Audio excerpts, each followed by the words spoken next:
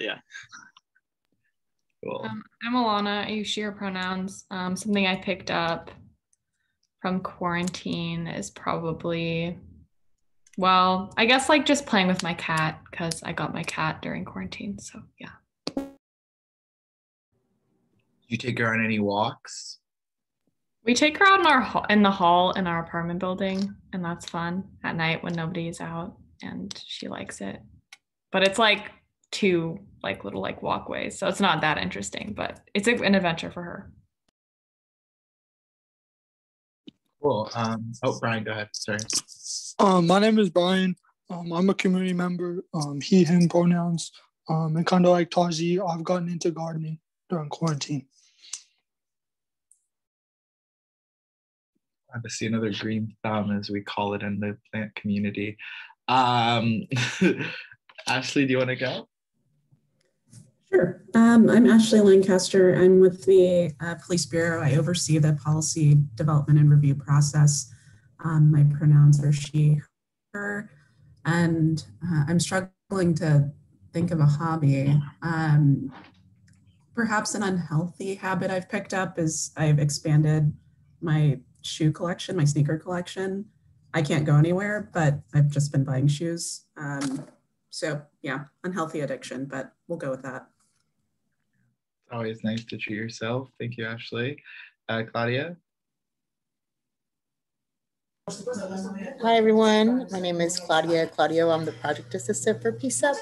And the one hobby I guess I picked up is like just taking walks. So I've been taking a lot of walks during quarantine around my neighborhood and just kind of getting that fresh air.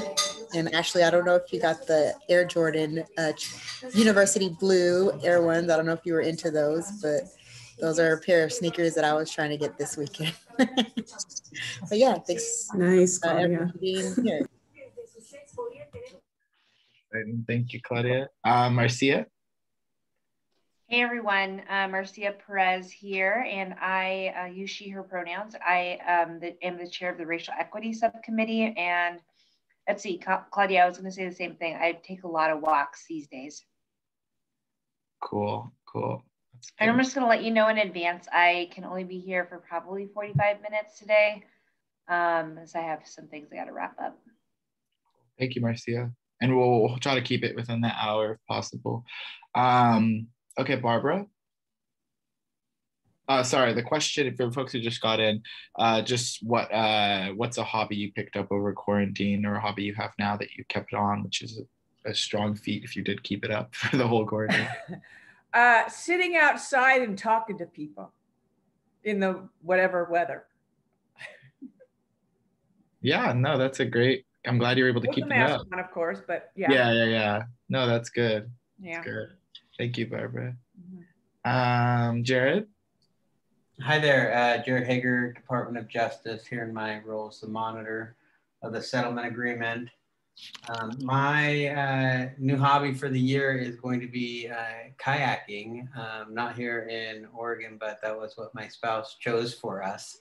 And so I'm on board, and we've been twice. And so every time I go to Florida, we're going to find a new lake or bay or something to kayak in.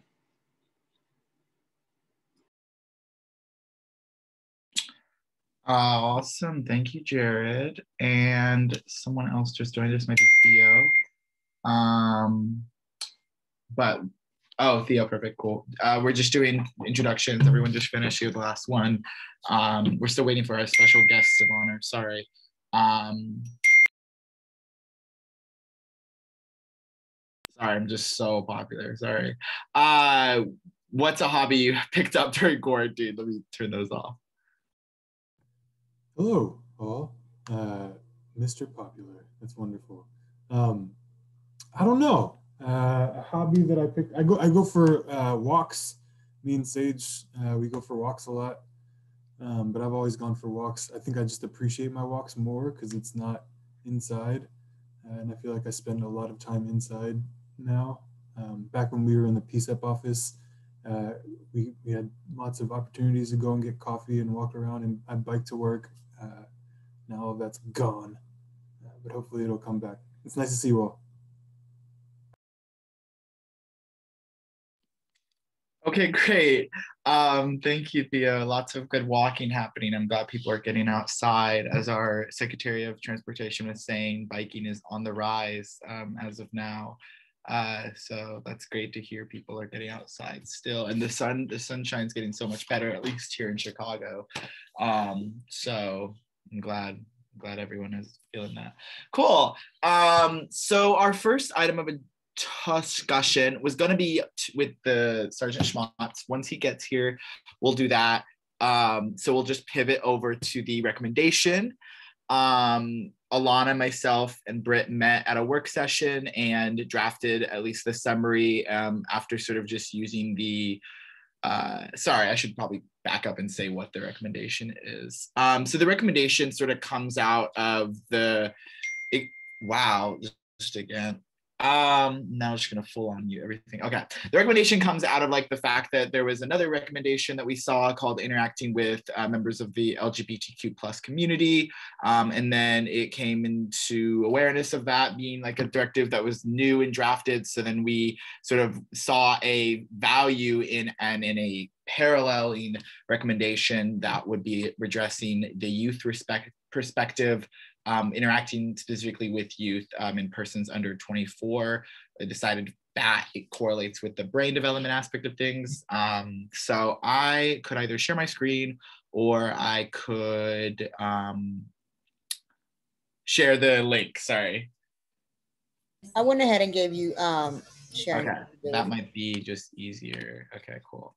So I'll read the recommendation, maybe summary. Then we also, like Ashley introduced, has some great background and experience she could provide to this, and how we could maybe move forward with it, how it could look potentially. We didn't really write the whole like full-on directive, but we put some initial language together, and I think maybe hopefully Mary Claire sent that over to you on Friday. Okay, let me just share my screen. Cool. So this is the recommendation. Says, I'll just read it in the language it is. The PCCEP Youth Subcommittee in collaboration with Youth and Justice hereby requests, and we mentioned that because we used a lot of the sort of evidence and pieces that our organization, Britt, myself, and Alana, we pulled in some of the references and stuff that we've gathered from our work on youth-specific training and work and whatnot. Just for reference, hereby request that the Portland Police Bureau begin the drafting process with the purpose of creating an interacting with youth and persons under 24 policy directive that orients officers to the unique aspects of interacting with youth and persons under 24. Research and on-the-ground anecdotes collectively suggest the existence of an explicit difference in developmental capacities and learning processes among youth when compared to adults. We also seek to highlight the key areas necessary in recommendation of this fashion, which include but not limited to, and we were going to include those here. In January of 2020, Race and Justice engaged in an in-service for PPB, which involved a 12-minute video curated and produced by Mr. Chestnut and Mr. Masbach in their capacity as Race and Justice members, following the dissolution of the Youth Services Division. This is one of the few remaining and continued elements of the former division. As a result, we advocate for youth-specific policy to comprehensively redress the barriers to success recognized throughout performing the aforementioned in-service training. This is, as far as publicly known, the only completely community-driven training to be instituted within the PPP infrastructure. This recommendation comes after the release of the parallel recommendation on interacting with individuals in the LGBTQ plus community, and we see a similar call to action necessary for youth. In recent news, 3 officers were suspended for using excessive force and pepper spraying a 9-year-old girl experiencing an emotional crisis. The need for greater situational awareness when it comes to officer interactions with youth must be an essential facet of PPB's continued engagement efforts with communities of varying backgrounds, experiences, and trauma. Yeah, so that's sort of the recommendation. Now we can maybe, I'll share my screen. We can talk a little bit about, you know, any other, maybe if Ashley if you have any initial questions that we can maybe start on, and then we could maybe work from there. Sure. So I appreciate the amount of thought that went into your recommendation, and I appreciate that you included some source and reference materials. I did try to look at that information coming into the meeting. I didn't have an opportunity to look at everything. I know that there was some, like a lit review that you included, and something from the New Jersey Attorney General's office, maybe like a memo. on diversion strategy. So I haven't had an opportunity to look at all of that, but I appreciate that you included it because it helps sort of frame my understanding of what I think the ask is. And so that's always instructive. Just to give just a quick background, I know that you referenced in your recommendation the new policy that we just developed around interactions with members of the queer community. And I don't know if there was a formal PCCEP recommendation on that. I'm not aware of it if there was. The origin story of that policy was actually, it was sort of born out of a couple of things. One, just long overdue from my perspective. It's something that I've wanted to put in place for the 4 years that I've been in the Bureau and just haven't had an opportunity until recently, sort of taking over the policy process.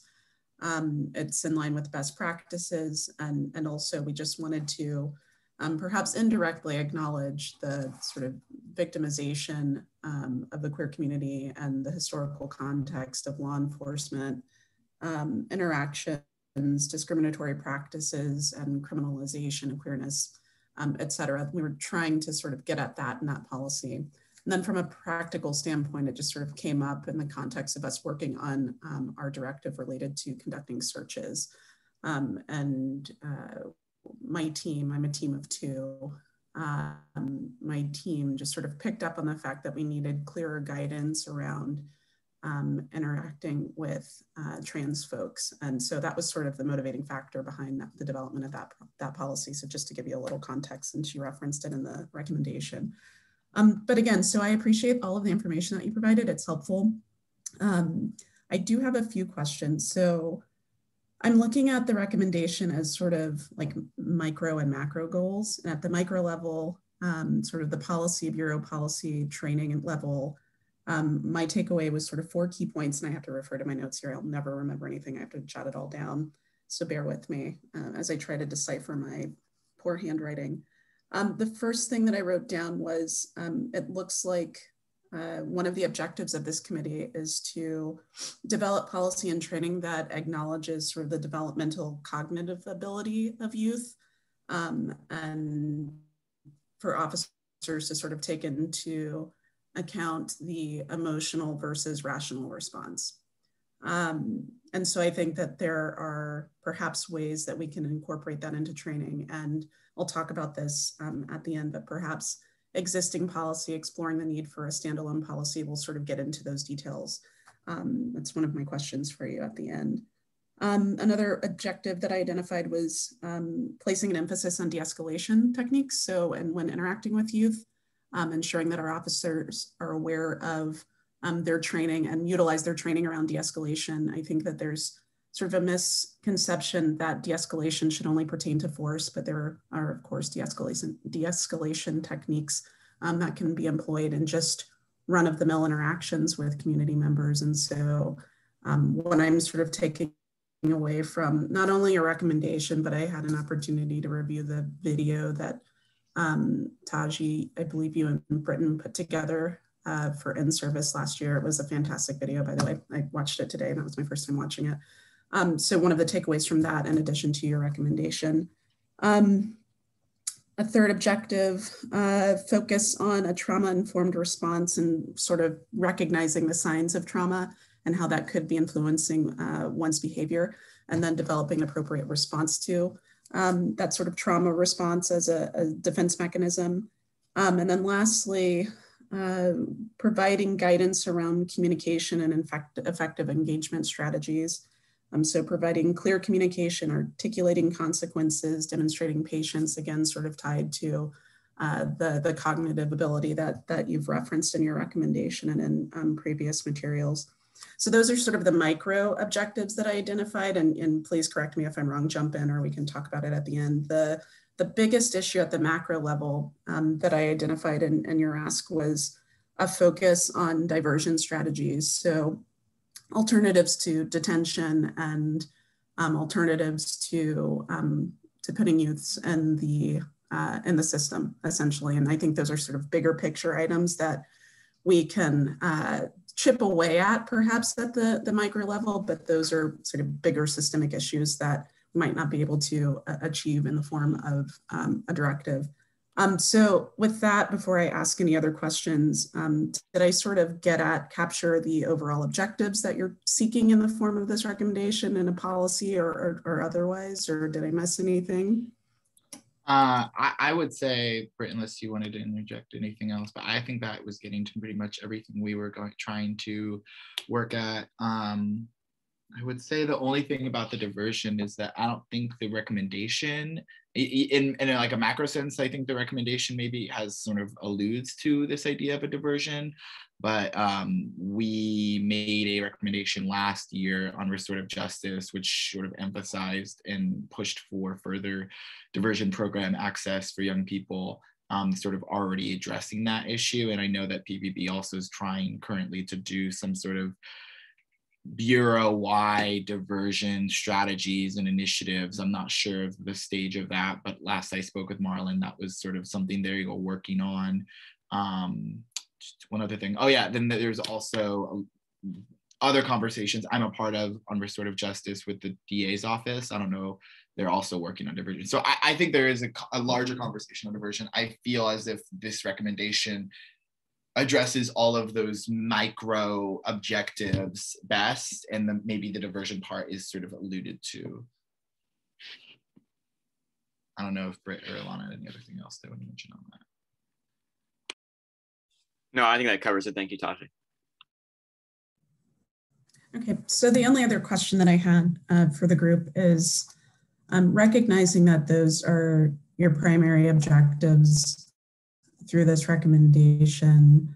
And I did have an opportunity to quickly review, I think you sent Philadelphia's policy, a policy by Philadelphia's police department, as well as Chicago's.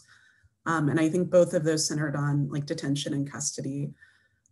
So I guess I'd like a little more background on recognizing that the police bureau has several policies that sort of capture interactions with juveniles, with youths.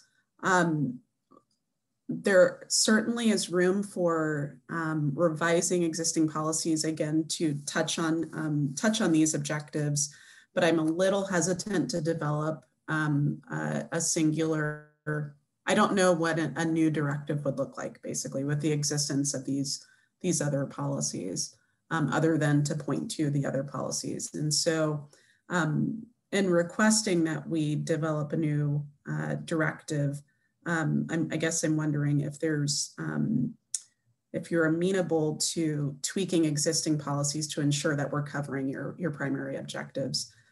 Because I have to say, from just like a practical standpoint, we have right now, I think just shy of 200 directives. And for a little background on that, I should have, apologies, I should have mentioned this at the outset. So I joined the Bureau about 4 years ago. Prior to that, they didn't have dedicated staff that worked on policies. Essentially, there were members of the police bureau who just sort of one-off wrote policies, but there wasn't any sort of centralized unit that conducted extensive research and maintained a review cycle. So that didn't come into place until 2016. Sorry, the sun's in my eyes. I'm actually gonna close my blinds a little. And so part of my task is, part of my responsibilities entail trying to review. We have several policies that are over 10 years old. Thankfully, none of the ones that touch on interactions with youth are more than 7 years old. But part of that exercise is looking at the utility of directives and trying to be succinct in our guidance to officers and efficient. And that isn't to say that we don't want to create new policies where we think there's a gap, but we largely want to create policies where there's a gap. And so I think there's opportunity to maybe refine some existing policies to cover the objectives that you've identified. I think you made excellent points. I also think that there's opportunity to address some of those concerns in training. And so I just want to set realistic expectations about what we can achieve. We can adopt recommendations without putting them in a standalone policy, if that makes sense. But if we see in developing, as we're reviewing existing policies, if we identify gaps, there may be opportunity there to create something separately, if that makes sense. So thank you, Ashley, for the context and for the, in really synthesizing a lot of what we were looking at here.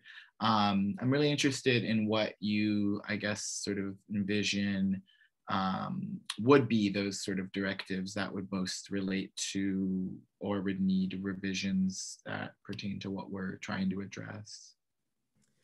So I think there are opportunities, there's some overlap with the kinds of policies that you sent as examples. So again, Chicago's and Philadelphia's pertain to custody and detentions. And we have a policy that focuses on that subject matter, and it looks like we last reviewed it in 2014. So because it is a bit dated, I think there are opportunities to revise that, to modernize the policy, maybe use more culturally sensitive language, and to sort of speak to some of the objectives that you've identified in your policy. I mean, there are sections in our directive on administrative investigations. So here, just to take a step back, I think that the challenge in having a central directive is that there's so much overlap in various operational areas that it almost makes sense in those specific policies to have a section on interactions with youth. So for instance, in our force policy, we have guidance that prohibits the use of less lethal weapons, so tasers, CEWs, conducted electronic weapons, pepper spray, et cetera, on youth under the age of 15. And there are a couple of exceptions to that. But so it's challenging to develop a centralized policy where we would have to reference existing policies because they're just the nature of the work that officers do. There's so much overlap. And then within those particular subject areas, it's a little easier to say, so this is how you do it when talking about adults, and this is how we need to handle it when we're interacting with youth. I can send you a list of what I believe to be the relevant policies. That might be a little bit easier. I identified 6 or 7. We're working on our use of force policy right now. And so we can explore the need for making revisions if appropriate there. But I think that there are opportunities and some of these policies to incorporate some of the goals that you identified. But I think a heavy lift is going to come in the form of training as well on this. I'm interested, I mean, you probably can't ascertain what sort of areas of the training that would be most needed to be addressed. And from our experience working in training when we did it for our in-service, and maybe Britt could add in on this if he has any other thoughts, but it seems like it might be difficult to change or implement into the existing structures of the training to incorporate. So the way we were trying to implement with that sort of video and then the scenario was to reaffirm the necessity of a different interaction with young people. And sort of across the board, there was, just sort of frequent remarks from officers around their lack of necessity in distinguishing interactions with adults and youth, if that makes any sense. So I'm not necessarily against trying to, I think the recommendation we're making can more generally speak to a necessity of integrating pieces of our objectives into the larger framework of PPB's like policy and training. I'm just a little bit more unsure of how that could look in the training setting, but that could be something you wouldn't be able to speak to, which is okay. Yeah, I wouldn't feel terribly confident in speaking to the training side of things, but what I can tell you is that, officers speak the language of Bureau directives, and so it is helpful to have some of your objectives specifically stated in policy because, right, that's sort of like the law that officers follow, just to oversimplify things, right? And so it gives these goals and these objectives a little more weight, for the lack of a better word, if they're in policies. So I'm certainly not objecting to finding ways to codify what you're recommending. I'm just, again, a little cautious about a standalone policy. But on the training side of things, having standalone videos like the one that you're, was it, YEP at the time, right? Not Raising Justice, that YEP put together in 2020. I think that it was of great quality, and from the handful of folks that I spoke to, they enjoyed the video and enjoyed the training. I enjoyed the training, but when it's not tethered to a policy, I think it has the ability to just sort of recess to the back of someone's mind, right? Whereas directives are kind of front of mind. So I certainly understand the instinct on the part of this subcommittee to want to tie it to directive language for that reason, if no other. So, but I can't speak to the training side of things, to your point. One other question, sorry, I just caught this in my notes that I wanted to ask. So recognizing that the science identifies sort of developmental delays in one's cognitive ability until about the age of 24, I think maybe even 28. But that forms challenges from the policy perspective, and that the laws are sort of centered. We define, like literally the statute defines youth as being under 18. So I think that there are going to be some challenges around how we present that guidance as well. I don't know that we could codify in policy. Obviously, it's different when we're talking about near interactions or communication with individuals who are under 24, but there are certain legal obligations that officers have to fulfill when we're talking about enforcing the law when it comes to that sort of distinction between youth under 18 and individuals above 18. So just wanted to highlight that. Yeah, we came into a little kind of on this as well. We were trying to figure out the best way to, we were initially going to say 18 because that's what state law says. And I think that it was just a matter of like, we wanted to follow more of science rather than law around it, and more of like, you know, there is clear distinctions between individuals, and I think there has been a lot of conversation on the criminal justice larger scale about that mid area between 19 and 24 and how to best sort of handle that population. And I understand if we're going to be making these sort of, if we support existing recommendations and work to help make those have more impact, we understand if it has to just be 18 for the sake of legality. Okay, this sounds really great. I'm just sort of, I guess now my other question would be wondering like where we go from here, because I think the whole goal with the recommendation is like, we'll still put through, we won't just put through that we want to create a new we want to create a new directive, or we're asking for a new directive. I think we can make the edits in the existing recommendation to have it look more as if we want to see additions or changes to existing ones, and once you send us that list, maybe we'll even incorporate those to like be like, these are the maybe we even say these are some of the changes we would like to see. But I guess that's more of where my question is, like what will occur after we submit this recommendation for the larger body, and the heavier work of like trying to make those edits go, or is it going to go through a similar universal review process and we maybe will just submit our comments on it, or what do you sort of maybe see as the next way of moving forward? Yeah, so the next steps, to be perfectly candid with you, there are challenges with existing policies. So this is on my radar, and that's a great place to be, and it'll be sort of front of mind for me. But we'll need to figure out when we would be able to take this recommendation on and conduct more formal analysis. It would be helpful to, I know we've sort of talked about, and you indicated that I've correctly identified objectives, but it would be nice to maybe see those come directly in writing. So the summary of the recommendation was helpful in that, again, it just sort of put everything into context, gave background, but to just have like bullet points of what your asks are would be helpful. As I mentioned, I work on a team of 2. And so realistically, I don't know that we would be able to pick this up until maybe the next quarter, which is the next 3 months.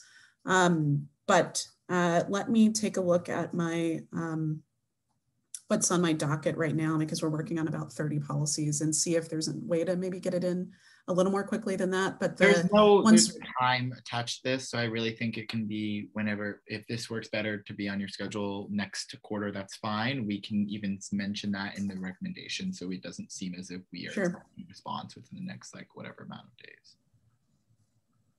Okay, cool. Sure. Yeah. But once we are able to put it on the docket, just in terms of the next steps then, so my team will sort of research this from like a best practice standards approach and look into how existing departments are handling this issue, if they are at all, and ways we can improve upon that. And we work closely with our city attorney's office to vet a policy, and then we would post it for that first public comment period. But I would certainly be in touch with you before we do anything like that. And I'd want to make sure that we're sort of capturing what the subcommittee's objectives are in any draft that we develop. So I would keep you posted throughout that process. But yeah, the next step is just getting it on my docket and then researching the issue ourselves. Yeah. No, okay, that sounds great. Yeah. Alrighty. Any other questions or thoughts from other members, public comments on this topic specifically? I can tell you the next steps on our behalf. We'll probably have a work session to edit the draft, add those objectives, maybe add some existing or add some. We might like reference a couple existing directives that if we do find them that relate to it, and pivoting to this is much better, especially if we're working a little more symbiotically with the work that you all are having going on. Then we'll maybe even mention the caveat of maybe we'll submit this recommendation in April, maybe then, or whatever it works best for, or April or May or something like that. Barbara, yeah, what's up? Hi, I just want to say this sounds pretty good to me. And Copwatch was, I don't know if we said it before, we were rather pleased with the language and everything and the queer policy. I forget what it was called, that it sounded like really good, actually. So.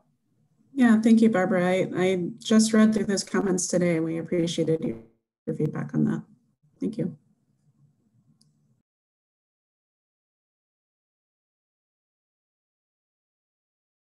And I see that Barbara had a comment. Taji or Britton, I don't know if you have access to that video. I only have access through our like learning management system, so I can't provide it. But I don't know if you have a link to the video that you referenced in your recommendation. Yeah, I responded directly to Barbara's message. I just need to talk to Taji about it. I think we can send it over email or something ourselves. Yeah. Thanks. Thank you. Okay, great. So Schmatz is not here yet. Don't know if he emailed you, Britt, or something saying he couldn't come. Yeah, and he was supposed to come at 6 or 5, excuse me, time zones. So I don't know. I also don't have his phone number, but because that was a chunk of our of our agenda that might have to just be pushed. Maybe let's just talk about. Let's set a time for the work session, set our next meeting and an agenda for the next meeting, and then, which is probably going to just include Schmatz, I guess. Yeah. and the recommendation in a better, more final draft format that will have the body review here. Okay, so work session time for the recommendation. For folks who want to come, I'll just sort of throw out a time and then people can let me know what works. So want to do sometime next week or the week after next week? Because I know next week is finals for me, but I can technically do then because we don't have class. The week after is fine with me as long as it works for you, Alana. Yeah, the week after is also better. Okay, so do we want to do something on the 22nd? Alana, the day after your birthday? Sure, I'm good. Okay. Maybe like something at 2 p.m. or that's my time. So 2 p.m. my time would be 12 p.m. Portland. I have something at 3 or I have 2 your time. Sorry, Taji. Okay, do you want to do something at? Can we do, what about? You want to tell us what works for you, Britt? Tuesday's my birthday, so probably not then. Yeah. Okay. So do you want to just push it to the 24th and no birthdays are occurring? Oh, that would be great. Yeah, let's do that. That I know of, at least. Actually, that's Adam's birthday. That's funny. Okay. So maybe 2 p.m., which is PST 12. I have something at 2:30 your time. I could do 3 your time, which is 12. I have something at 3:30. This is funny. Let's just text about this actually. Okay, yeah. Just so everyone doesn't have to listen to us figure out this. I was trying to do it, and we'll put it on the site as soon as possible so everyone else. The reason I was doing it here is so everyone could, if anyone else wanted to come to that work session. But the other thing we will decide is that we'll have the April meeting. It's Easter Monday, so I think is that a holiday? I think it's a holiday in Catholic life. I don't know about. Let's just do the 5th at 5. Does that work for the next meeting for us? April 5th? Yeah. At 5 Pacific.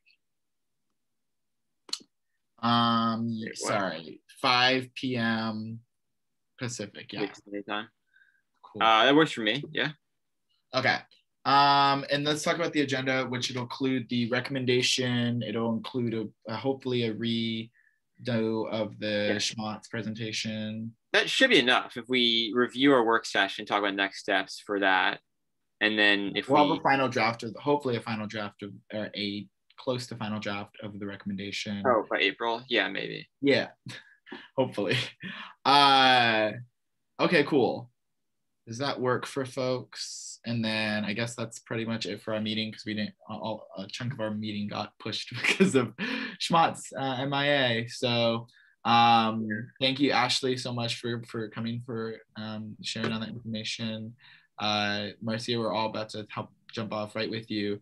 So thank you for coming, and we'll be back on April 5th. And if you want to come to the work session, Claudia will be posting the date of it when we send it to her on the PCCEP site if you want to work on that with us. So thank you, everyone, and excited to see y'all then in April. Hey, Taji, can I ask you a question real quick? Sure, what's up? I might have a double booking for the executive steering committee meeting tomorrow, but I was under the impression that you did want DOJ to present at the March meeting. Is that accurate? Are we getting an hour on the March meeting agenda? The full meeting? If that is what's happening, it'll be decided tomorrow. Yeah, if that is what's happening, then we'll let you know as soon as we know. I just want to make sure Jonas has enough time to get his approval. Oh yeah, that's great. I don't know exactly because I haven't been following the agenda. I've been really off of my email. So Claudia, I don't know. Claudia, was that on the agenda for the steering committee? Yeah, so it looks like there was only 10 minutes put for the DOJ report. That's just to talk about it, not to. Okay, so it's going to be talked about tomorrow. That's great. Okay. Yeah. So we'll know exactly how much time, and we'll send you a note that night, hopefully, or the day after. I'll try to attend the steering committee. Sorry to bombard you. No problem. Thank you. I appreciate it. Thanks. Okay. Thanks, Taji. Yeah. Thanks, everyone. I'll see you all soon.